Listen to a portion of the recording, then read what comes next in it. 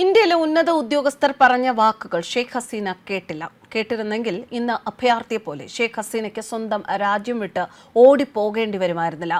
General Zaman ഹസീനയ്ക്കൊരു വെല്ലുവിളിയാണ് എന്ന Indian ഉദ്യോഗസ്ഥരുടെ മുന്നറിയിപ്പ് ഹസീന വകവച്ചില്ല. ബംഗ്ലാദേശ് ജനറൽ വക്കർ ഉസ് അഹ്മാന്റെ ചൈനീസ് നിലപാടുകളെക്കുറിച്ച് ഇന്ത്യ നേരത്തെ ഷെയ്ഖ് ഹസീനയ്ക്ക് മുന്നറിയിപ്പ് നൽകിയിരുന്നുവെന്ന റിപ്പോർട്ട്. അന്ന് ആ ഉപദേശം സ്വീകരിച്ചിരുന്നു എങ്കിൽ ഷെയ്ഖ് ഹസീനയ്ക്ക് ഇന്ന് ഈ സാഹചര്യം നേരിടേണ്ടി വരില്ല എന്നാണ് ബന്ധപ്പെട്ട വൃത്തങ്ങൾ വ്യക്തമാക്കുന്നത്. കഴിഞ്ഞ ജൂൺ 23, 2023 ബംഗ്ലാദേശ് കരസേനാ മേധാവിയായി നിയമിക്കപ്പെടുന്നതിന് മുൻപ് ജനറൽ സമാന്റെ ചൈന അനുകൂല പ്രവണതകളെക്കുറിച്ച് ഇന്ത്യൻ ഉന്നത ഉദ്യോഗസ്ഥർ ഷെയ്ഖ് ഹസീനയ്ക്ക് മുന്നറിയിപ്പ് നൽകിയിരുന്നു. രാജ്യത്ത് വർദ്ധിച്ചുവരുന്ന യുവജന പ്രക്ഷോഭം അടിച്ചമർത്തുന്നതിന് പകരം ഷെയ്ഖ് ഹസീനയ്ക്ക് അവളുടെ സഹോദരിയോടൊപ്പം രാജ്യം വിടാൻ അന്ത്യശാസനം നൽകുകയായിരുന്നു ജനറൽ സമാൻ ചെയ്തത്. ഇപ്പോൾ നടന്ന സംഭവത്തിന്റെ ഞെട്ടലിൽ നിന്നും ഷെയ്ഖ് ഹസീന ഇതുവരെ മോചിതയായിട്ടില്ല എങ്കിലും തങ്ങളുടെ നാട്ടിൽ നിന്ന് തങ്ങളുടെ അടുത്ത സുഹൃത്തിനെ ഇന്ത്യ ഒരിക്കലും കൈവിടില്ല എന്ന് ഉറപ്പാണ്. എവിടെയാണ് രാഷ്ട്രീയ അഭയം വേണ്ടത് എന്ന് ഷെയ്ഖ് ഹസീന തീരുമാനിക്കുന്നതുവരെ ഇന്ത്യ അവർക്ക് പരമാവധി സംരക്ഷണം തന്നെ നൽകും. നിലവിൽ ഷെയ്ഖ് ഹസീനയുടെ വിടവാങ്ങൽ സൈന്യവും തീവ്രവാദികളും ബംഗ്ലാദേശിൽ ആഘോഷിക്കുകയാണ്. പക്ഷേ പാകിസ്ഥാൻ, മാലദ്വീപ്, ശ്രീലങ്ക തുടങ്ങിയ രാജ്യങ്ങളെ പോലെ തന്നെ വളരെ കടുത്ത സാമ്പത്തിക പ്രതിസന്ധിയുടെ വക്കിലാണ് ബംഗ്ലാദേശും.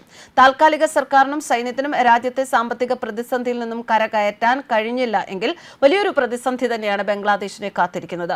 പ്രധാനമന്ത്രി ഷെയ്ഖ് ഹസീന രാജ്യം വിട്ട മണിക്കൂറുകൾക്കകം ബംഗ്ലാദേശ് പാർലമെന്റ് പിരിച്ചുവിട്ടിരുന്നു. 2024 ജനുവരിയിൽ തിരഞ്ഞെടുപ്പിനെ തുടർന്ന് നിലവിൽ വന്ന പാർലമെന്റ് പിരിച്ചുവിടുന്നതായി ബംഗ്ലാദേശ് പ്രസിഡന്റ് മുഹമ്മദ് ഷഹാബുദ്ദീനാണ് പ്രഖ്യാപിച്ചത്. കര, നാവിക, വ്യോമസേനാ മേധാവികളും രാഷ്ട്രീയ പാർട്ടി നേതാക്കളും രാജ്യത്തെ പ്രമുഖരും പങ്കെടുത്ത യോഗത്തിലായിരുന്നു തീരുമാനം. ഷെയ്ഖ് ഹസീന രാജിവെച്ചതോടെ ബംഗ്ലാദേശിൽ ഇനി സൈനിക ഭരണം നിലവിൽ വരും. വിവിധ രാഷ്ട്രീയ പാർട്ടികളുമായും പ്രമുഖരുമായും ബംഗ്ലാദേശ് കരസേനാ മേധാവി ജനറൽ വക്കർ ഉസ്മാൻ കൂടിക്കാഴ്ച നടത്തിയിരുന്നു. സൈന്യം ഇടക്കാല സർക്കാർ രൂപീകരിക്കുമെന്നും സമാധാനത്തിന്റെ വഴിയിലേക്ക് മടങ്ങാൻ പ്രതിഷേധക്കാരോട് അഭ്യർത്ഥിച്ചിട്ടുണ്ട് എന്നുമായിരുന്നു അദ്ദേഹം മാധ്യമങ്ങളോട് പങ്കുവച്ചത്. എന്നാൽ സൈനിക ഭരണമല്ല ബംഗ്ലാദേശിന് ആവശ്യമെന്നാണ് വിദ്യാർത്ഥി പ്രക്ഷോഭകരുടെ നിലപാട്. നോബൽ ജേതാവ് മുഹമ്മദ് യൂനുസിന്റെ നേതൃത്വത്തിലുള്ള പുതിയ ഇടക്കാല സർക്കാർ രൂപീകരിക്കണം എന്നാണ് ബംഗ്ലാദേശ് വിദ്യാർത്ഥി പ്രതിഷേധത്തിന്റെ കോർഡിനേറ്റർമാർ ആഹ്വാനം ചെയ്യുന്നത്. സോഷ്യൽ മീഡിയയിൽ പോസ്റ്റ് ചെയ്ത വീഡിയോയിലൂടെയാണ് ഇവർ ഇത്തരത്തിൽ ആഹ്വാനം നടത്തിയിരിക്കുന്നത്. പുതിയ ഇടക്കാല സർക്കാർ രൂപീകരണത്തിനായി വാദിക്കുകയും മുഖ്യ ഉപദേഷ്ടാവ് സ്ഥാനത്തേക്ക് മുഹമ്മദ് യൂനുസിനെ പരിഗണിക്കണമെന്ന് ആവശ്യപ്പെടുകയും ചെയ്തിട്ടുണ്ട്. ഒരു ഇടക്കാല സർക്കാർ ചുമതലയേൽക്കുമെന്ന് ബംഗ്ലാദേശ് സൈനിക മേധാവി ജനറൽ വക്കർ ഉസ്സമാൻ അറിയിച്ചു. എല്ലാ കൊലപാതകങ്ങളും അന്വേഷിക്കുമെന്നും ഉത്തരവാദികളെ ശിക്ഷിക്കുമെന്നും അദ്ദേഹം വാർത്താ സമ്മേളനത്തിൽ പറഞ്ഞിരുന്നു.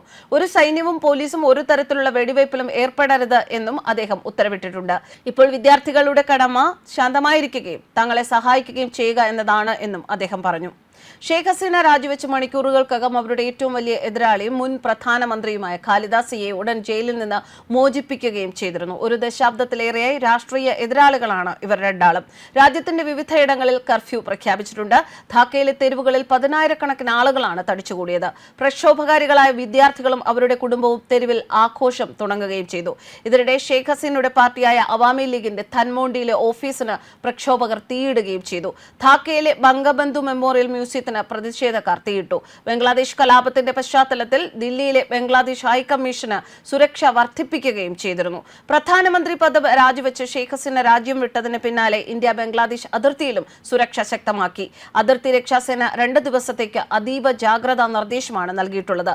അതിർത്തിയിൽ പരിശോധന ശക്തമാക്കുമെന്നും ബംഗ്ലാദേശിലെ സ്ഥിതിഗതികൾ സൂക്ഷ്മമായി നിരീക്ഷിക്കുകയാണ് എന്നും BSF director general Daljit Singh Chaudhary വ്യക്തമാക്കിയിരുന്നു.